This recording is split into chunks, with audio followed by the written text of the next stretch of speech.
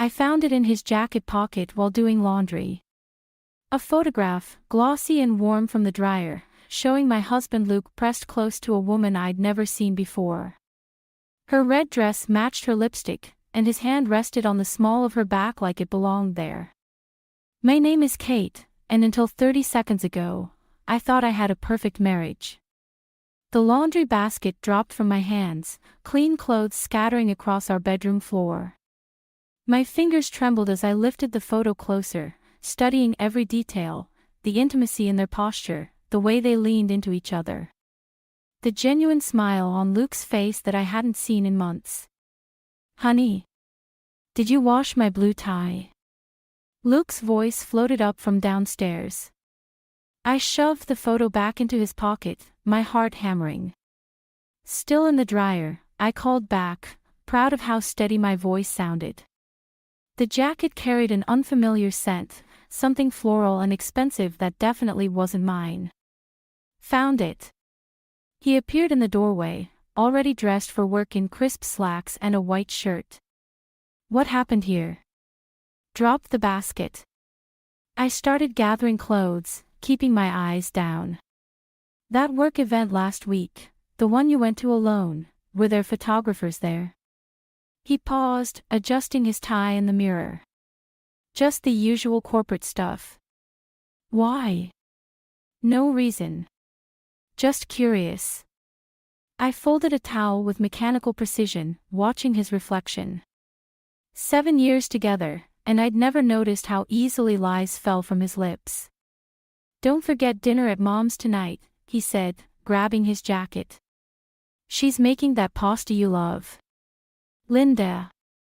My mother-in-law would be devastated. She'd welcomed me into the family like the daughter she never had, and now I'd have to sit across from her, pretending everything was fine while her son's infidelity burned a hole in my pocket. "Right. Dinner." I forced a smile. "Wouldn't miss it." Luke kissed my cheek, and I fought the urge to wipe it away. The familiar scent of his cologne mixed with that strange perfume, making my stomach turn. "Love you," he said, already heading for the door. "Love you too." The words tasted like ash. After he left, I pulled out my phone and texted Emily, "Need you. Emergency wine night." Her response came instantly, "On my way. Bringing the good stuff." I sat on the bed, surrounded by scattered laundry, and pulled out the photo again. The woman was beautiful in that polished, corporate way, sleek hair, perfect makeup, confident smile. My fingers traced the edge of the image, catching on a tiny notation in the corner, "Rachel and Luke, Project Celebration." Rachel. Now I had a name. My phone buzzed with another text from Emily, "Should I bring ice cream too?" "Yes," I replied. "And maybe a lawyer." I tucked the photo into my bedside drawer and started getting ready for what would undoubtedly be the most excruciating family dinner of my life.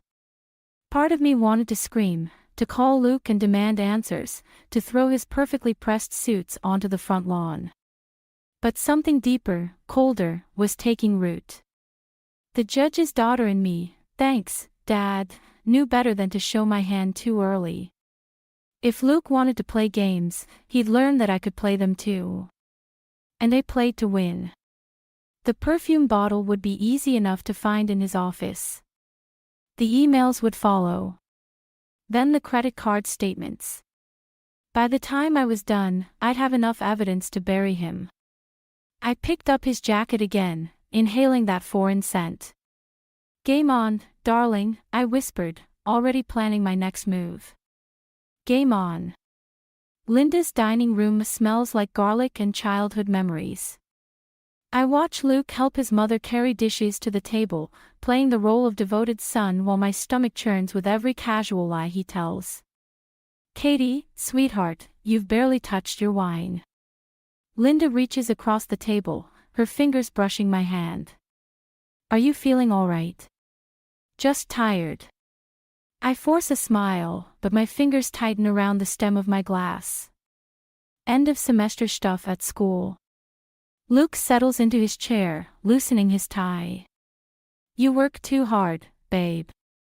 Maybe you should take some time off. The concern in his voice makes me want to scream. Instead, I take a deliberate sip of wine. Actually, I've been thinking about picking up some extra classes. Summer school. But what about our trip? He frowns, a fork pausing halfway to his mouth. We talked about going to the coast. Did we? I meet his eyes. Must have slipped my mind. Like that work event last week, the one with the photographer. A muscle twitches in his jaw. Mom, this pasta is incredible. New recipe.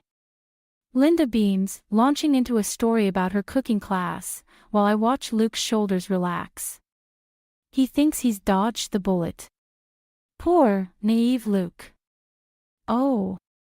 Before I forget, Linda jumps up, hurrying to the kitchen. I found something while cleaning out the attic. She returns with a dusty photo album, and my heart sinks. Not now. Not tonight. Your wedding photos. She places it between us, flipping pages with reverent fingers. Look how beautiful you were, Katie. And Luke, so handsome in that suit. The images mock me, white dress, perfect smile, sacred vows. My phone buzzes in my pocket, Emily, probably checking in. I ignore it. Remember our first dance? Luke's hand finds mine on the table. I don't pull away. How could I forget? You stepped on my dress 3 times. 4, Linda corrects, laughing. But you were both so happy, it didn't matter. A new photo slides from between the pages, Luke as a teenager, arms around a pretty brunette.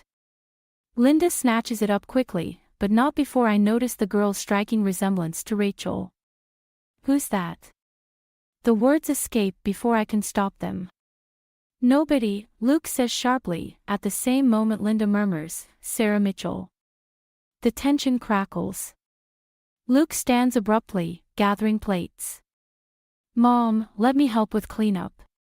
Sarah was Luke's first serious girlfriend, Linda continues, ignoring her son's warning look. Such a sweet girl. They dated all through high school until... Mom. Luke's voice could freeze hell. Until what? I press, watching Luke's knuckles widen around the plate he's holding. Linda's eyes dart between us. Until she moved away for college. Luke was devastated. Ancient history, Luke mutters, disappearing into the kitchen. I lean closer to Linda. Did she look anything like Rachel from the architecture firm? The color drains from Linda's face. How do you know about Rachel? Before I can respond, Luke returns. Linda busies herself with the photo album, but her hands shake slightly. Ready to head home? Luke asks too brightly. Early meeting tomorrow. Actually, I stand slowly. I thought I might stay and help Linda clean up. Girl talk. His smile falters. You sure? It's getting late. Positive. I kiss his cheek, breathing in that familiar cologne. No trace of perfume tonight. Take the car. I'll grab an Uber. After he leaves, Linda pours more wine with trembling hands. Katie, about Rachel. How long have you known? She sinks into her chair. I saw them together last month, at that new cafe downtown.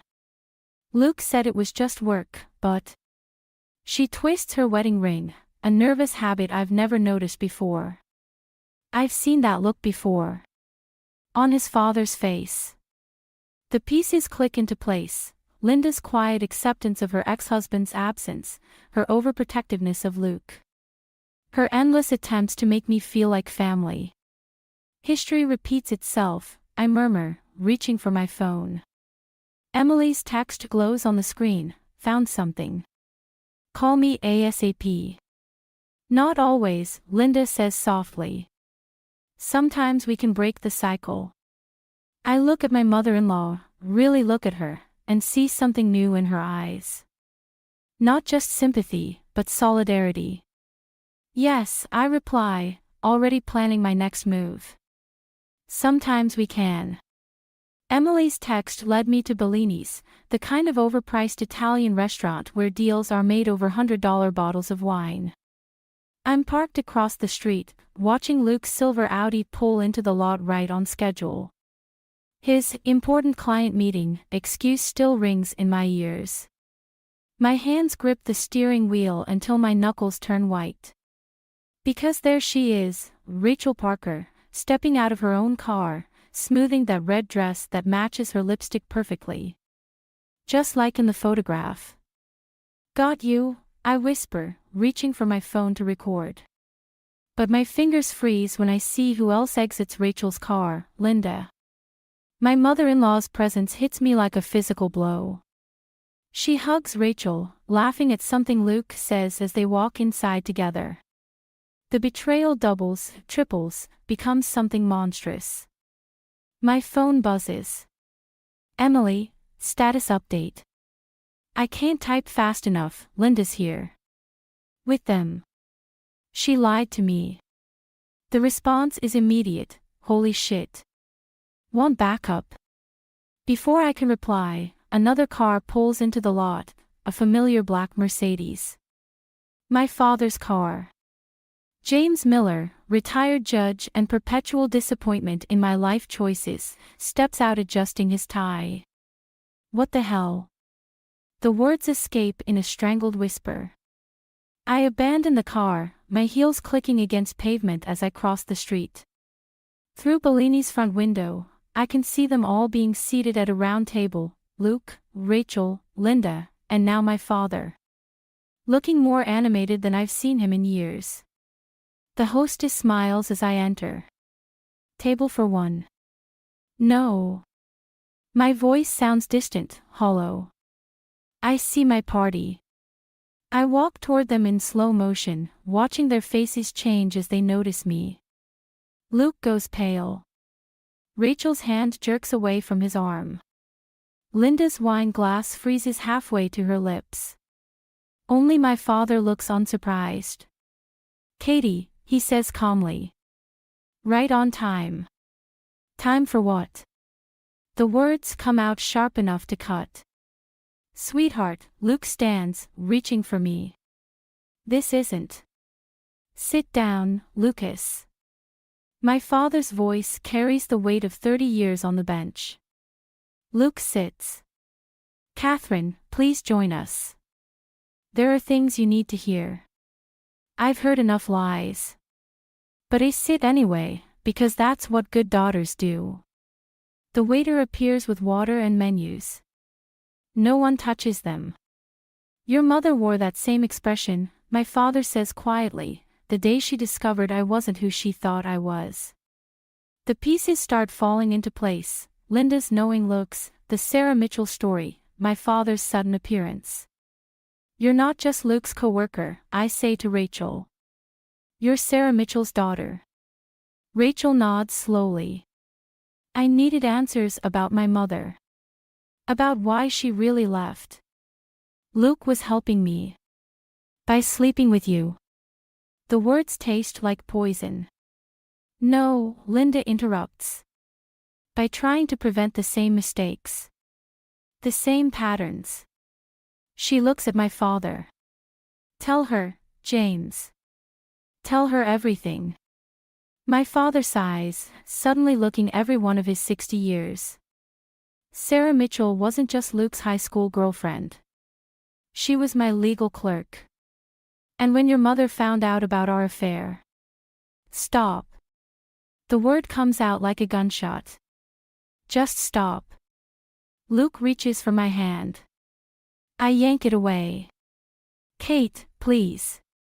When Rachel came to the firm, when I realized who she was, I couldn't just. You could have told me the truth. My voice doesn't shake. I'm proud of that. Any of you. All of you. We were trying to protect you, Linda says softly. No. I stand, my chair scraping against the floor. You were protecting yourselves. Your secrets. Your lies. I look at each of them in turn, my faithless husband, his mother who chose loyalty to lies over truth, my father who never changed. And Rachel, the living proof of all their deceptions. Kate, Luke starts. I'll be sending divorce papers to your office. I turn to my father. And I'll be calling mother tonight. She deserves to know everything too. I walk away from their table, their excuses, their tangled web of lies. My phone buzzes again. Emily, need extraction. Yes, I type back. And bring a lawyer. It's time to burn it all down. Behind me, I hear chairs scraping, voices rising, but I don't look back. Some fires need to spread before they can cleanse. Rachel's office is exactly what I expected, all glass and chrome, with a view of the city that probably costs more than my yearly salary. She doesn't look surprised to see me standing in her doorway. I wondered when you'd show up. She gestures to the chair across from her desk. Close the door. I remain standing. Tell me something, Rachel.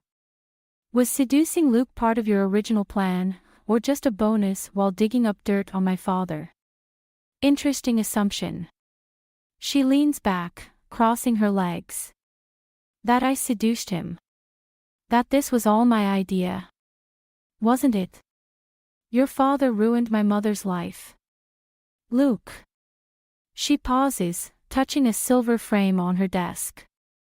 I recognize the woman in the photo, Sarah Mitchell, 20 years younger than the image burned in my memory from Linda's album. Luke was supposed to help me understand why. By sleeping with you. By showing me that the apple doesn't fall far from the tree. Her smile is razor sharp. Did you know he came to me? After finding out who I was.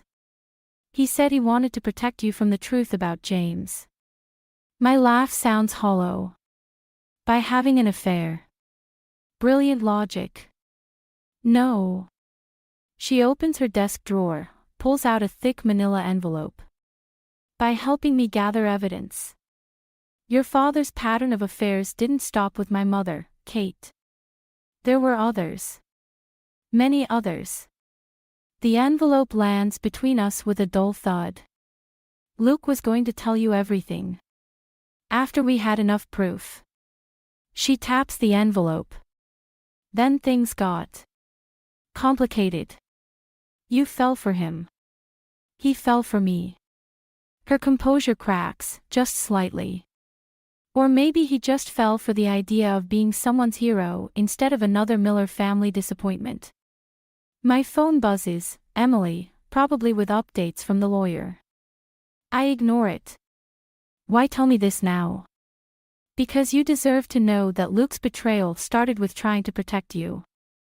She stands, moves to the window. Ironic, isn't it? How the road to hell is paved with family loyalty. Where is he now? After your scene at Bellini's. Probably drinking himself stupid at the Metropolitan. She turns back to me. He's there most nights lately. Drowning his guilt, I suppose. And my father. James Miller is currently boarding a flight to Singapore. Business trip, officially. Her smile returns, colder now. Running away, actually.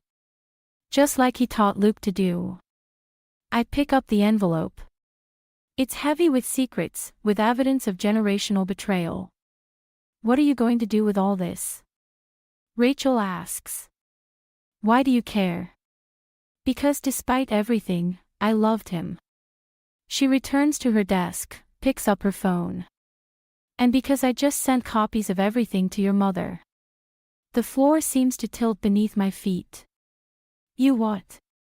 Sometimes the best revenge isn't the one we plan. She sits down, suddenly looking tired. It's the truth we've been running from all along. My phone buzzes again. This time I look, it's my mother. After 15 years of minimal contact, her name on my screen feels like an accusation. He'll lose everything, I say quietly. The reputation he spent decades building. His position on the ethics board. Everything. Yes. Rachel nods. Just like my mother lost everything. Just like you're losing everything. She pauses. Just like Luke will lose everything. I think of Linda.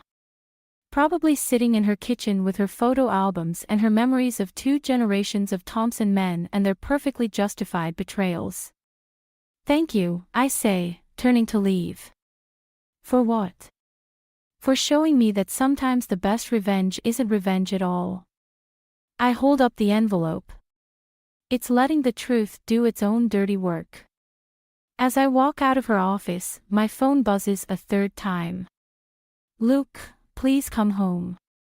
We need to talk. I text back, no, we don't. But I'm sure Rachel will listen. She's good at that. The elevator doors close on my reflection, a woman holding an envelope full of destruction, wearing a smile that would make Rachel proud. Sometimes the best revenge is simply stepping aside and letting karma take its course. I press the lobby button, already composing my message to Mother. It's time for all the Miller women to compare notes. The Metropolitan's dim lighting can't hide Luke's disheveled appearance. He's been here for hours, judging by the empty glasses in front of him. I slide onto the bar stool beside him, placing Rachel's envelope between us. Didn't expect to see you here, he slurs, not looking up. Didn't expect a lot of things, did we? I order a whiskey, neat. Like finding out our honeymoon villa in Bali was already booked. For you and Rachel. His hand trembles around his glass. How? Your work email password is still our wedding date. I take a slow sip. Amateur mistake. The bartender hovers nearby, sensing tension. Luke waves him away. It wasn't supposed to happen like this, he says. No. How was it supposed to happen? My phone buzzes, another message from my mother, probably. I've been ignoring them all day. Were you going to tell me about my father's affairs before or after sleeping with Sarah Mitchell's daughter? He flinches. You don't understand. Actually, I do. I tap the envelope. Rachel explained everything. Your noble crusade to protect me from Daddy's sins. Very heroic. Kate. But here's what I don't understand. I turn to face him fully. The emails planning your romantic getaway. Those started before you knew who Rachel was. Before this whole revenge plot against my father. Color drains from his face. I can explain.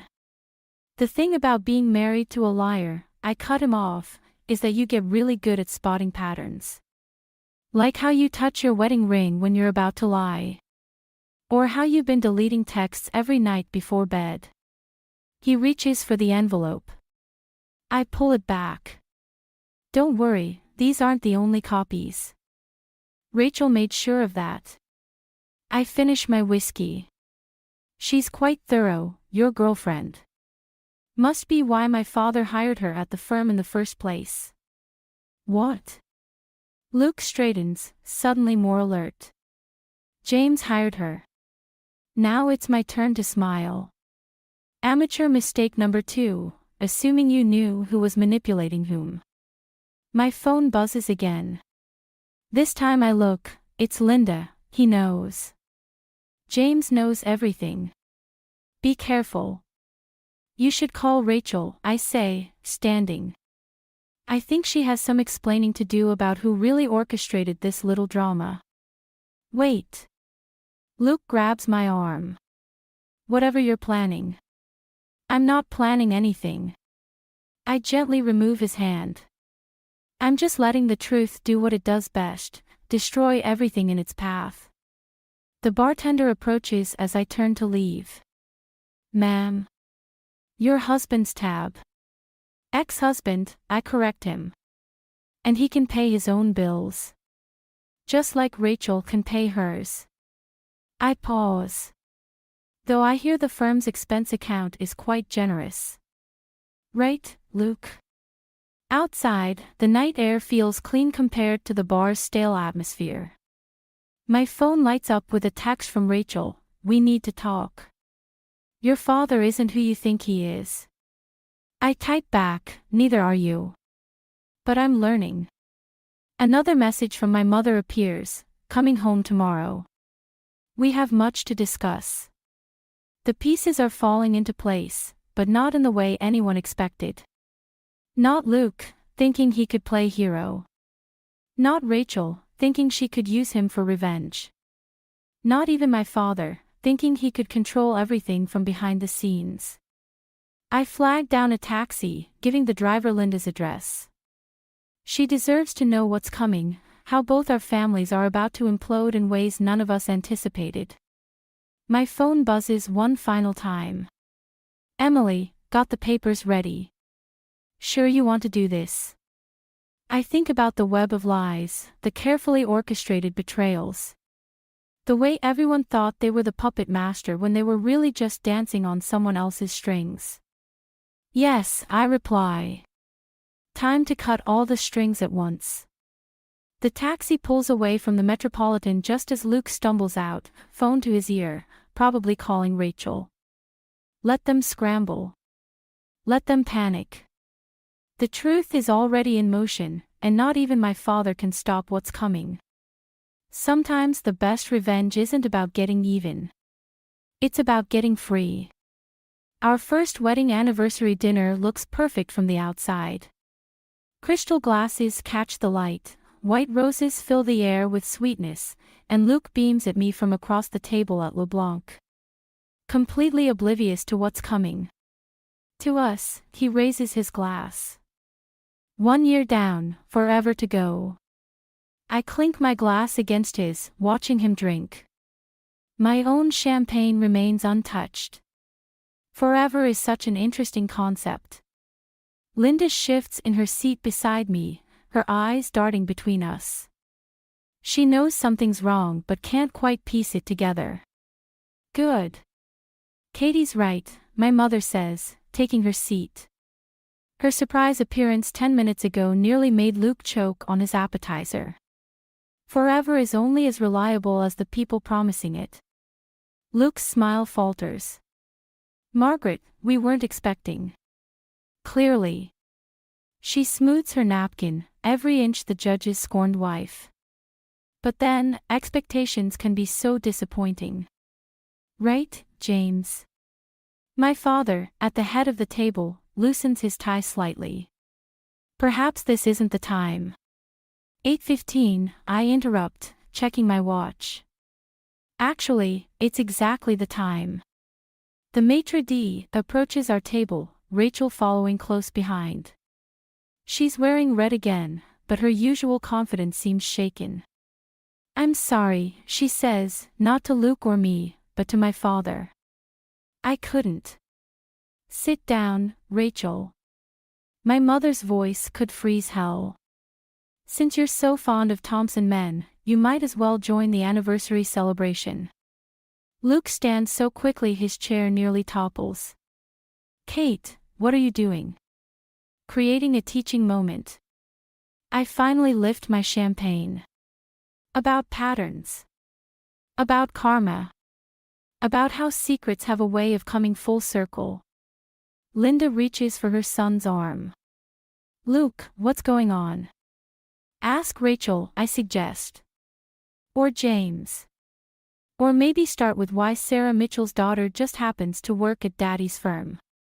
The silence that follows feels like glass about to shatter. "You don't understand," my father starts. Actually, I do. I pull out Rachel's envelope, now joined by a second one, thicker, older. Filled with 20 years of my mother's careful documentation. Mom explained everything. About Sarah. About the others. About how you orchestrated this whole thing with Rachel to keep Luke quiet about what he discovered. Rachel sinks into an empty chair. He promised. He promises a lot of things. My mother's smile is razor sharp. To love, to honor, to cherish. To keep secrets. To protect reputations. Luke looks like he might be sick. Linda, I can explain. Don't bother. Linda stands, her chair scraping against the floor. I've heard it all before. From your father. The maitre d' hovers uncertainly nearby. Other diners are starting to stare. A toast, I announce, rising. To patterns. To men who think they're protecting us while they're really protecting themselves. To women who keep their secrets. I lock eyes with Rachel. And to daughters who learn from their mother's mistakes. Katie, my father warns, think carefully about what you're doing. Oh, I have. I drop both envelopes on the table. Everything's already been sent to the ethics board. The divorce papers are filed. And Mom's book about her years as a judge's wife hits stores next month. Luke lunges for the envelopes, but Rachel beats him to them. She opens the older one, her hands shaking as she reads. You knew, she whispers to my father. You knew about my mother all along. This whole thing, hiring me, pushing me toward Luke, it was all to keep control of the narrative. The restaurant has gone quiet. Too quiet. Happy anniversary, I say softly, gathering my coat. The truth looks good on all of you. As I walk away, I hear chairs scraping, voices rising, accusations flying. My phone buzzes, Emily, cars waiting outside. You okay? No, I'm not okay. I'm numb. Empty. But sometimes you have to burn everything down to see what's really left standing. I step into the cool night air, leaving behind the wreckage of 2 families' worth of lies. Let them sort through the ashes. I've got my own phoenix to build. Behind me, someone calls my name. I don't turn around. Some endings don't need an audience. Emily's apartment feels like a war room. Scattered papers cover her coffee table, bank statements, emails, hotel receipts. My mother sits beside me, methodically highlighting documents while the news plays silently on TV. The doorbell rings. Emily checks her phone and nods. They're here. Luke and Rachel enter together, followed by my father. Linda slips in last, keeping her distance from everyone. Quite the performance at dinner, my father says, straightening his tie. Now can we discuss this reasonably? Reasonable. My mother's laugh is brittle. Like how you reasonably hired your ex-mistress's daughter to spy on your own family. Rachel flinches. That's not. Show them, I tell Emily. She pulls up an email on her laptop, turning it toward them. Luke's face drains of color as he reads. You were never supposed to find out, he whispers. Which part? I stand, forcing myself to stay steady. The affair. The conspiracy. Or how you and Rachel plan to expose my father's indiscretions while hiding your own. I loved you, Luke says. Everything I did was for yourself. Linda's voice cuts through the room. Just like your father. Just like James. You tell yourselves you're protecting someone, but you're really just protecting your own guilt. My father steps forward. Linda, you don't understand. I understand perfectly. She pulls out her phone, holding it up. Sarah's on video chat. Would you like to explain it to her? The screen shows a woman I recognize from old photos, older now, but still beautiful. Rachel makes a choked sound. Mom. Hello, sweetheart. Sarah's voice fills the room. James, you look exactly like I remembered. Still fixing everyone else's lives while destroying your own. Luke moves toward me. Kate, please. Don't. I back away. The ethics board has everything. Mom's book manuscript is with the publisher. It's over. Nothing's over, my father snaps. I can still. What? My mother stands. Bury it. Like you buried Sarah's career. Like you buried my self-respect. Like you buried Luke's affair to keep him quiet about your own sins. Rachel sinks onto Emily's couch. I never meant. I just wanted to know the truth about why you left, Mom. And now you do, Sarah says softly. The truth is, there are no heroes in this story. Just people too afraid to face their own reflections. Luke reaches for me again. This time I let him grab my arm. Watching his face as Emily plays the recording, his conversation with Rachel about using our honeymoon as cover for their getaway. I can explain, he starts. No need. I remove his hand. The explanation is right there, in black and white. Just like the evidence of every affair my father had. Just like the paper trail of hush money and threatened careers. The board meets tomorrow, Emily adds quietly. Everything's being reviewed. My father's composure finally cracks. Margaret, think about what this will do to our reputation. Our reputation. My mother laughs. There is no our anymore. There's just truth and consequences. And choices, Linda adds, moving to stand beside me. We all make them. We all live with them. Luke looks desperately between Rachel and me. I never meant to hurt anyone. Intention doesn't change impact, I say, echoing words my father once used in court. You taught me that, Dad. Remember. The room falls silent except for Sarah's quiet breathing through the phone. Rachel stares at her mother's image, tears streaming down her face. So what now? Luke asks.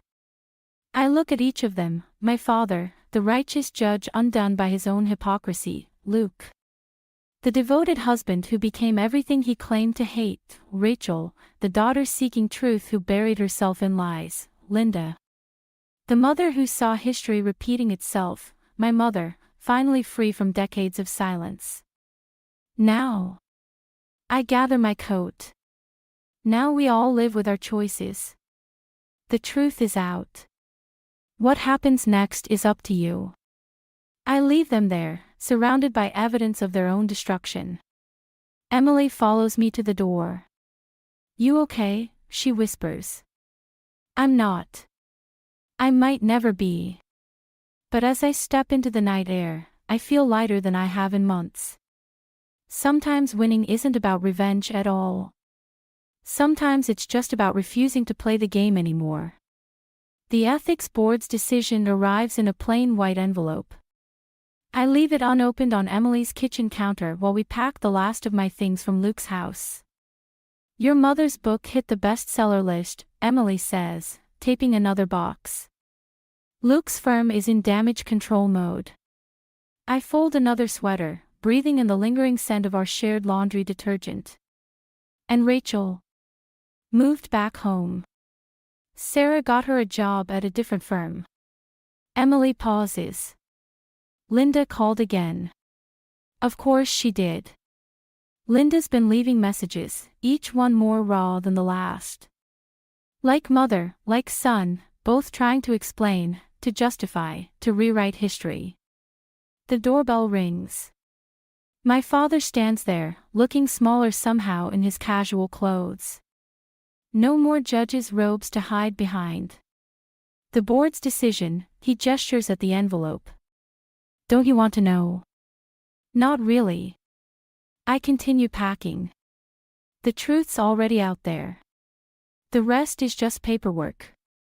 He picks up a framed photo, my wedding day. Your mother's book is honest. I take the frame from him, wrapping it in newspaper. Something you might try sometime. I did what I thought was right. No. I meet his eyes. You did what was easy. Controlling the narrative, manipulating Rachel, using Luke's guilt to keep your own secrets. Easy. Emily slips out, giving us privacy. My father sinks onto her couch, suddenly looking every bit his age. When did you get so strong? He asks quietly. When I stopped trying to be what everyone else wanted. I sit across from him. When I realized revenge wasn't about hurting others, it was about refusing to let them hurt me anymore. The envelope sits between us, still sealed. Outside, a car door slams. Luke's voice drifts up, arguing with someone. Rachel, probably. They're both scrambling now, trying to salvage careers built on quicksand. I never meant, my father starts. To become the villain in Mom's story. To teach Luke that lies were acceptable as long as they were wrapped in good intentions. To make Rachel hate her own mother. I stand, gathering more books. Funny how our choices ripple outward, isn't it? He reaches for the envelope. I let him open it. Disbarred, he whispers. Effective immediately. Karma's not always subtle. I tape another box. Linda says hello, by the way. She and Mom are starting a support group. For women who've loved men like you. The irony almost makes me laugh, almost. My father leaves the decision letter on Emily's coffee table, next to the newspaper announcing my mother's book tour. Later, after he's gone, Emily helps me carry boxes to my new apartment. It's small, but it's mine. No memories, no ghosts, no lingering sense of betrayal. You never told me, she says, unpacking dishes. What was in that perfume bottle? The one that started all this. I pull it from my purse, Rachel's signature scent, now discontinued. Want to know something funny? It was empty the whole time. Just the glass bottle, no perfume. Like everything else in my marriage, all appearance, no substance. Emily takes it, turns it in the light. What are you going to do with it? Through the window, I can see Luke's car still parked outside. He's been sitting there for an hour, probably working up the courage to come up. Let him wait. I take the bottle back, feeling its familiar weight. Keep it. As a reminder that sometimes the smallest things, an empty perfume bottle, a photograph, a moment of truth, can change everything. And the others? Luke, Rachel, your dad. They'll live with their choices. I place the bottle on my new windowsill, where the setting sun catches it. Just like I'm living with mine. Below, Luke finally steps out of his car, looking up at my window. I don't wave. Don't acknowledge him. Some chapters need to end without resolution. The perfume bottle catches the last rays of sunlight, throwing rainbow patterns across my bare walls. Empty vessels, casting beautiful illusions. Isn't that what all our promises were, in the end? I turn away from the window, toward my new life. Sometimes the best revenge isn't about getting even, it's about getting free.